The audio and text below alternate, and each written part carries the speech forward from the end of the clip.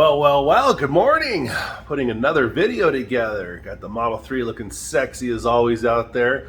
EV6 is sitting in the rain, and I have been waiting to do this review since August.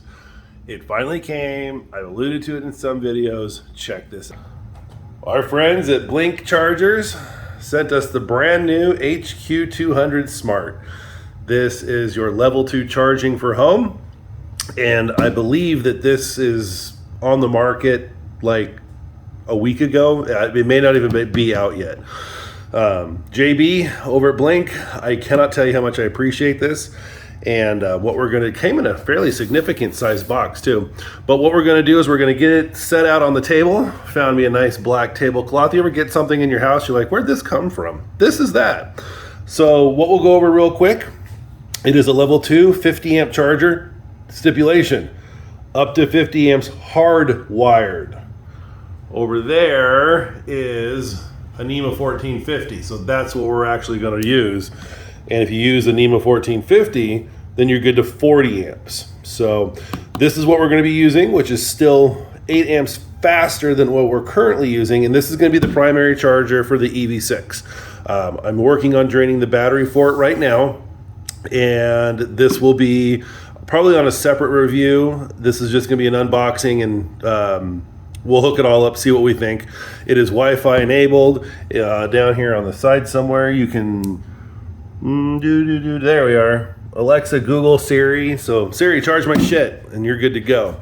So we're going to get this thing opened, and like I said, we will do a primary charge with it on the EV6. But I'm also working on burning the battery down on that. Damn thing is so efficient, it takes forever. So let's get this open. So we got the box open, no big deal. And here is what's gonna come in here. Thank you for choosing Blink. Just some literature, how to app-based control it. We will be hooking all that up. The installation manual and directions. Yeah, right. No, I'm just kidding. We're definitely gonna take a look at that.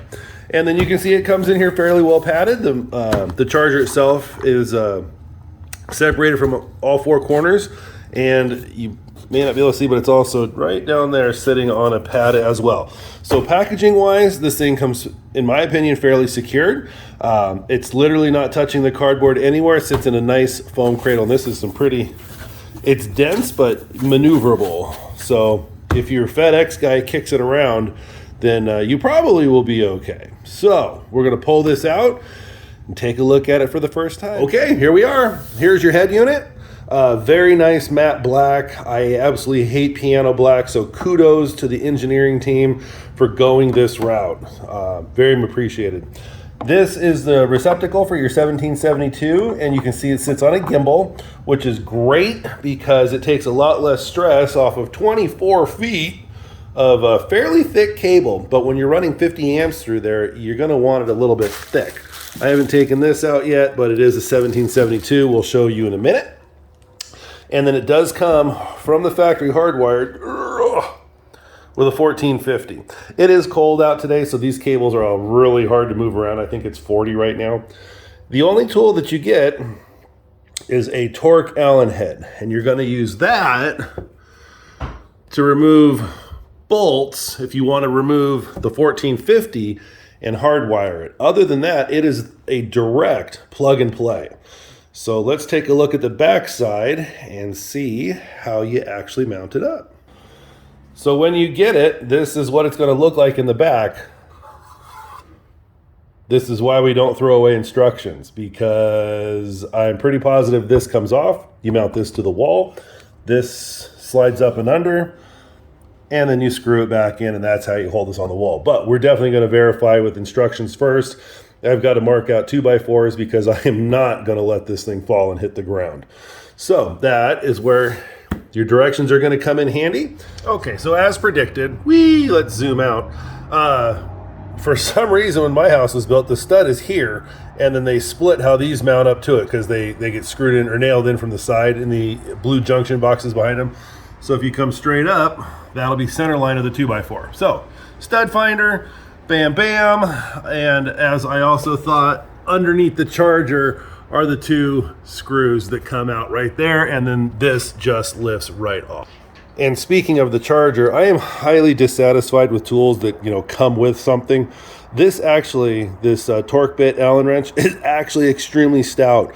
The splines on the end of this focus are extremely rigid. So even the damn Allen wrench that came with this thing is spot on, which is very rare because the first thing I did was move to my toolbox where I have everything to get a better one. This actually was impressive. So this will get added to the collection of stuff that actually works. So don't be afraid to use the torque bit Allen that came with it. So we're going to get this bad boy mounted up, and I'll show you down here as well. Those are the two screws that we took out, and then it just lifts from under here as you kind of just pull it out like that. So let's get it mounted up and check it out. Man, I tell you what, there are some things that still impress me. And normally I'll give a lot of credit to like engineers mostly. It's the mechanic that has to go, hey, you screwed this up because we can't fix it. But in this case, whether it was by design or the engineers nailed it, check this out, because I really have to apologize to them. So there's the two screws that hold the backing plate to the face of the charger. This is the tool that they give you that I just finished speaking so highly of. I didn't think I was going to be able to get in there with an L on the end of that and actually twirl tight these things, so I went to go find my own. Couldn't find it. It actually fit absolutely perfect, and you can still twirl it in there. So big ups to the designers of that. So that probably shouldn't be in the frame, but again, this is a guy's garage. This is not a professional studio. So we're going to get all plugged in here and check on the state of whatever the charge is on the cars and plug one in. We are plugged in. So booting up right now, that's what that flashing yellow means. This is fantastic. Nice positive lock, and just grab it and go. And I'm not sure how long it takes to boot. Wow, that really is a nice positive lock. Cable management, just loop them up and over. Same thing as the Tesla charger. And while this boots up, let me show you something. This is the Tesla cable. That is the Blink cable. I mean, obviously they're both optimized for whatever you need to do, but just based on power transfer and resistance, I actually like the thicker cable a little bit better. Yeah, it's a total pain in the ass when it's 40 degrees and raining outside, but talk about peace of mind. And we just went to a solid green, so we are good to go. And just going through some of the codes, guys, if you get a black light, which means it's not on, it's clearly powered off. Steady green is ready. If you get a green flashing, there's a fault. Blue flashing, it's slow charging. I assume that would mean either bad power going to the unit or the car is getting close to its end charge, just like Tesla does. Red steady is an unrecognizable fault, blah, blah, blah. Yellow blinking is what we just had, so we're booting up. Device unavailable, yellow steady. I'm not sure what that would mean. Hopefully we don't find that out. So we'll go find which car is ready to get plugged in. Oh yeah, this is just more supplemental information on how it's hardwired and all that good stuff. So we're gonna go find out which car has the least amount of charge on it and just do a real quick plug in, and then we'll wrap this up. And for all you data nerds like myself, focus, there is all of the pertinent information regarding hardwiring and amperage and voltage on the side of it. And then we'll finish this up. We'll figure out how to connect it to the interwebs. So sit tight, we'll be right back. We'll start with the Kia. She's at 59%, got the charge door open, which looks more like a speed brake than anything else.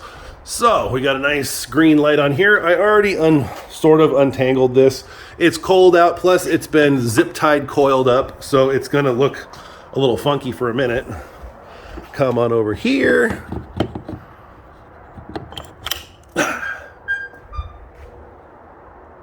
She was talking.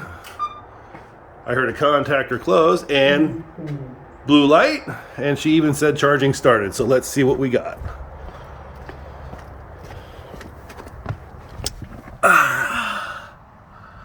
9.5 kilowatts. I believe we used to charge at 7 on that Shell, But that shell was also 32 amps. We're now charging at 40. So we have an hour and 55 minutes-ish until 80%. So that's pretty cool. Doody-doody-doo.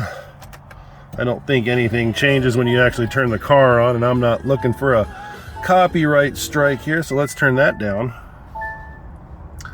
There is no other information while the vehicle is charging except for that, which is what we just saw. Kind of wish it gave you a little more info like the Tesla does, but I guess that's about what the Tesla does. So for what it's worth, guys, I think that the Blink charger is a phenomenal charger.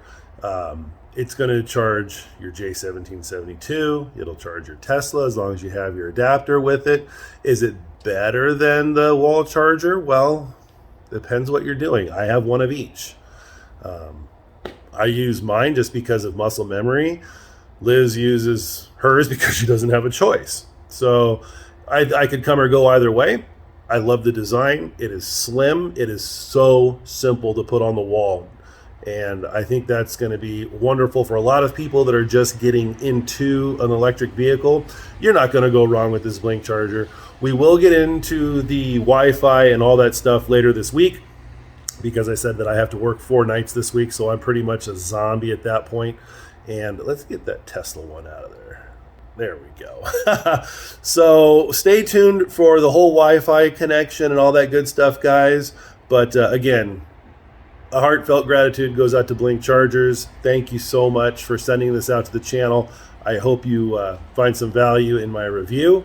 And until then, guys, we'll see you again. Don't forget to subscribe below. Hit me up with any questions.